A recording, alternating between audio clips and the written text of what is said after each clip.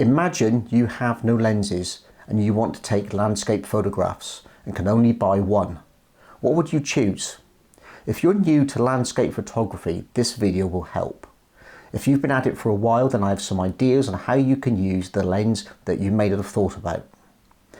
You are part of the photography community that gives me so much, so it's time to give back to all of you. It's my mission to inspire and pass on my knowledge, passion and skills. You can subscribe using the watermark button on the screen. Ring your bell to make your subscription count. Please stay to the end and comment. It's your feedback that keeps the channel going. I love all of my lenses. The Canon 70-300, the Sigma 150-600 and the Canon 24-105.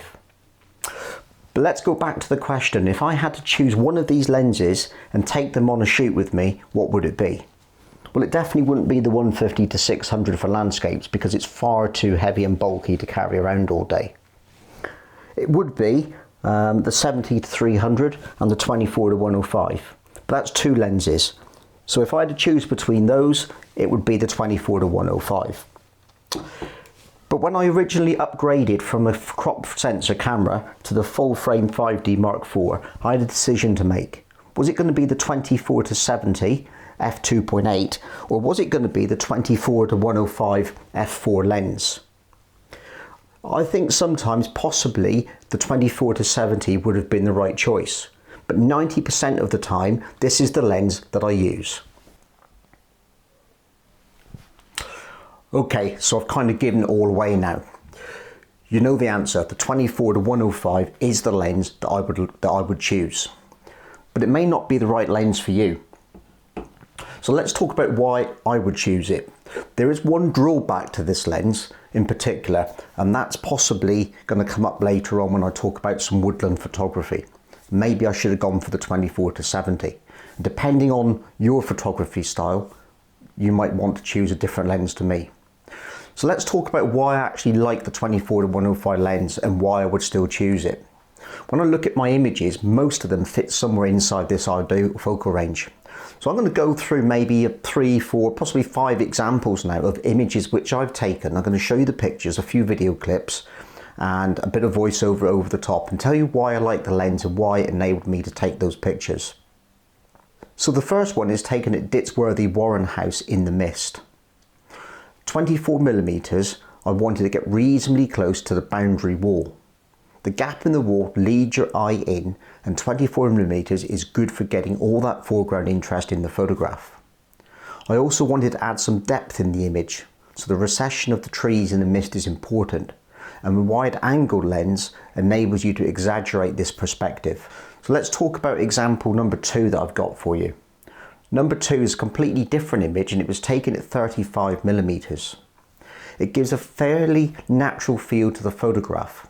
Compositionally, I wanted the waterfall to feature in the image, but it was to add interest to the scene. It was that stormy sky, that warm, oppressive light that seems to come before thunder that attracted me to take the landscape picture that I did that day. So keeping the mid background and sky in shot was important, and keeping them fairly dominant in the picture was important. And 35mm gave me the right sort of balance to do that. And of course, if the heavens open up with the 24-105 already attached to my 5D Mark IV, I don't need to worry about changing lenses. The 24-105, when it's attached, has really got some great weather sealing, and so is the 5D Mark IV. So whether you're worried about getting sand in the camera, dust or water, this combination will work really well for you. Let's have a look at another example. So the third example of the Stone Roq at Hrto Tor. Now sometimes compressing perspective by using a telephoto lens helps.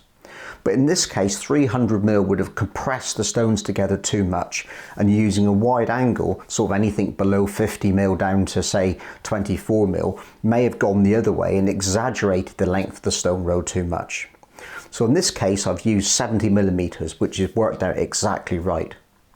It worked out well because I wanted to get in fairly close to the large standing stone in the foreground, because I wanted to pick up those textures in the granite and also make that a big feature and a big prominent part of the composition.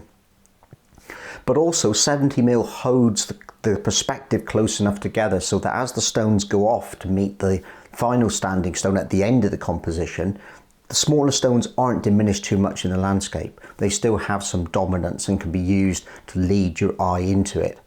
So that's why I've used it in this case. 70mm is often good for that. So in this example where I've used 105mm, the extreme length of the lens, it gives me enough reach to pull in the detail in those hills around the area. Now at 70mm or less it just wasn't quite enough, and of course I could have done it at 70mm and then heavily cropped the image, but I don't like to do that. I like to try and use as much of the frame as I possibly can. Now obviously 105mm doesn't give you the pulling power of a 300mm or a 200mm zoom, and you can't get right into those sort of mountains and distant sort of hills and pull and everything and compress everything together like some of the classic sort of mountain scenery. But 105mm is significantly more than the 70 that you would get with a 24-70 lens. And that's why I've really gone for this one, because that bit of extra reach gives you a lot of difference. Sometimes there's nothing in your kit bag that will give you exactly what you want. But with the versatility of the 24-105 lens, you can normally get pretty close to it. In this example where I was taking photographs in a quarry on Dartmoor as the sun was rising, I wanted to capture that wonderful golden light. But getting in close with a wide-angled lens was giving me too much distortion. Zooming in wasn't a possibility. But by turning the 24-105 into the vertical format and taking 8 separate images and then stitching them together, I managed to achieve what I was looking for. And of course there are other practical reasons as well. The first one I think I should mention really is cost. 24-105mm is not a bad amount of focal length for your money. So that's one reason. The other reason of course as well is actual weight and practical use of the lens. Sure, 24-105s aren't the lightest lenses on the market, but they are lighter than carrying 2 lenses with you. So that's one good thing to go at. They're also quite versatile. With an image stabilizer fitted, an f4 focal length, it's going to cover most lengths that you want. So if you're out wild camping, hiking, traveling or flying, you could take just this lens and a camera body and turn it into a very successful trip. And in most cases, if you're not able to take a tripod or a monopod, with the image stabilization switched on, it's pretty much going to cover everything that you need. For the photographer on the run, it's a good option. Now there is always a but. This is a lens with slight advantages and also disadvantages. In photography, regardless of what you're talking about, there's always a trade-off. Now the 24-70 often comes in an f2.8 version. And why would this help you in landscape photography? Well, not very often to be fair, but sometimes in the woodland, I would like to be able to isolate the main subject by letting the focus fall off in the background. And sometimes I just feel I would like to go a little bit more than the f4 on my 24-105. But that's pretty much the only case where you would use it. For 95% of your landscape photographs, f4 is more than enough. In fact, most of the time you're going to be shooting above f8. So it's rare that the f2.8 version is going to be that much of an advantage. Of course, you could have the f2.8 version going up to 70mm and then think, okay, I can take a 70-300 or a 70-200mm with me and close up that gap that I'm missing. Yes, you could, but often there's times when to get that extra 35mm you don't want to or don't need to change lenses.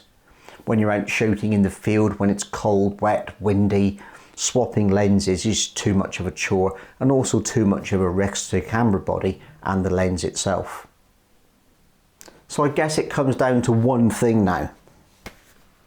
Would I recommend this lens for you? Well, yes, I would.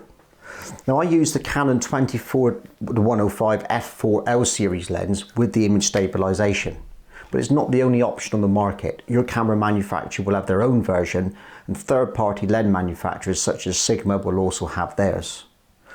But I love this lens. It's a solid performer. It's my go-to lens and it's versatile in every way that I could want it to be. It delivers quality every time.